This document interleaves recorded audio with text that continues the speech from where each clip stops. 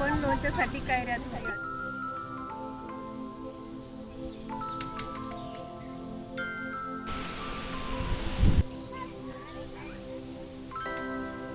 कैऱ्या चांगल्या धुवून घेऊ, कपड्याने चांगल्या पुसून घ्यायच्या.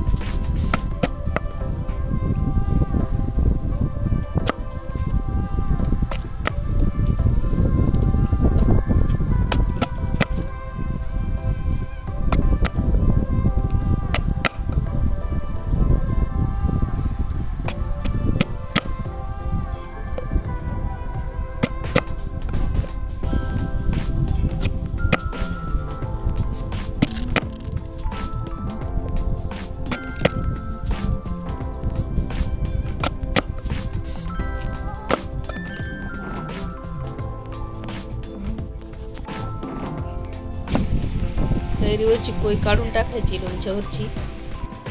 2 दिवस सुकून द्यायचं चांगलं. तेल गरम करून घेतले. बडीशेप, मोहरी बारीक करून घ्यायची, लसूण, हिंग, लवंग, मिरी पावडर, हळद पावडर, मीठ चांगलं भाजून घ्यायचं. त्यावरती बारीक करून घ्यायचं,